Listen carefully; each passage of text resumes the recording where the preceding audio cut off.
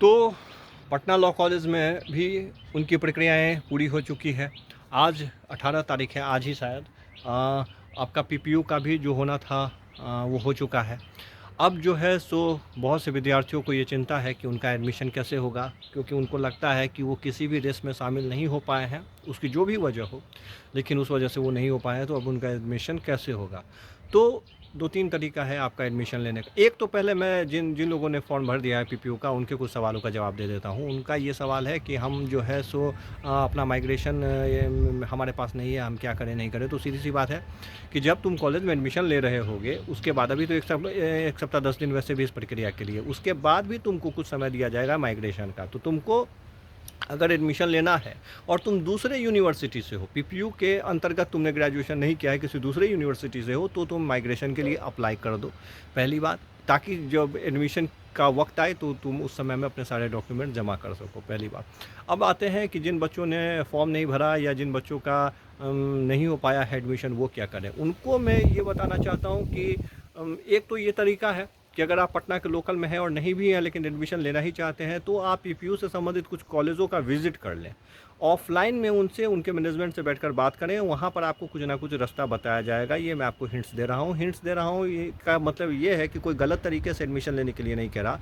मैं आपको ये बता रहा हूँ कि एक बार जाकर कॉलेज मैनेजमेंट से बात करके आपको कुछ और चीज़ें समझ में आएंगी। तो एक बार आप जाकर मिल लीजिए, जैसे हिमालय हो गया, इम्पैक्ट हो गया, और भी जो लॉ कॉलेज है, एक बार जाकर आप उनसे मिल लीजिए। मुझे बीआईएल से बहुत उम्मीद नहीं है कि वहाँ पर जाने से कुछ होगा, लेकिन बाकी जो लॉ कॉलेज हैं वहाँ जाकर एक बार आप मिल लीजिए। हो सकता है वो कोई नया रास्ता आपको बता दें।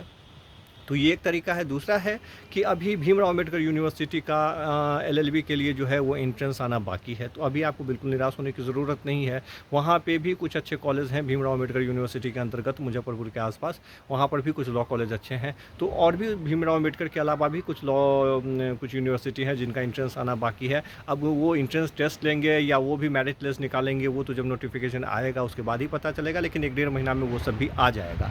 तो अगर आपको अभी जो एडमिशन का पटना लॉ कॉलेज में और पीपीयू में जो प्रक्रियाएं चली है उसमें अगर आप शामिल नहीं हुए हैं, तो आपको बहुत ज़्यादा चिंता करने की ज़रूरत नहीं है। अभी भी आपके पास कुछ विकल्प मौजूद हैं। उसके अलावा मैंने हमेशा आपसे कहा, जो बच्चे लगातार पूछते हैं कि सबसे अच्छा लॉ कॉलेज कौन है, सबसे अच्छा लॉ कॉलेज कौन है, मैं आपको एक टेक्निकल बात बताता हूँ। अगर आपने क्लैट को क्रैक नहीं किया है, अगर आपने इस सब तरह के अलग जो कि लॉ एंट्रेंस कॉलेज हैं, जो कि सरकारी लॉ कॉलेज हैं या जो कि अच्छे कॉलेज हैं, उसके एंट्रेंस को आप क्वालिफाई नहीं कर पाए हैं, तब तो आपको सेकेंडरी कॉलेज ही मिलेगा, ये आपको मान लेना चाहिए। उसमें बेहतर विकल्प आपको चुनना चाहिए। तो फिर उसमें जब आप बेहतर विकल्प को चुनते हैं तो फिर पैसा ज़्यादा खर्चा होता है। लेकिन अगर आप फिर पैसा ज़्यादा खर्चा करने के लिए तैयार हैं, तो फिर बहुत सारे लॉ कॉलेज आ जाते हैं जिसमें कि आप एडमिशन ले सकते हैं। जैसे कि बिहार में ही मैं अगर बात करूँ, तो जैसे कि बीआईएल है, और बाकी की तुलना में मुझे ऐसा लगता है, मेरा ये पर्सनल राय है कि अमेठी लॉ कॉलेज जो है, जो कि गोला रोड पे है, वहाँ पर बच्चों को ज़्यादा बेहतर तरीके से पढ़ाया जाता है, उनको ज़्यादा एक्सपोजर मिलता है, उनको ज़्यादा चीज़ों को समझ आती है। तो अगर आप कुछ पैसा ज़्यादा खर्चा कर सकते हैं तो बीएलएलबी एलएलबी के लिए आप वहाँ जा सकते हैं। नहीं, आपके पास पैसा भी कम है और आप कुछ पढ़ाई लिखाई में भी ऐसे हैं कि आपने कुछ मतलब नहीं आप निकाल सकते कोई ऐसा एंट्रेंस, तब तो ले देखिए यही सब कॉलेज है। तब फिर आपको कंप्रोमाइज़ ही करना पड़ेगा। फिर आगे जाकर जब आप लॉ की पढ़ाई कर रहे होंगे, तब फिर ज़्यादा मेहनत करना पड़ेगा आगे बेहतर फ्यूचर बनाने के लिए। तो यही हकीकत है। इसलिए जो है, जब नया नोटिफिकेशन आएगा हम आपको अवगत कराएंगे। किसी तरह का कोई सवाल हो, कमेंट करके पूछिए। जय हिंद।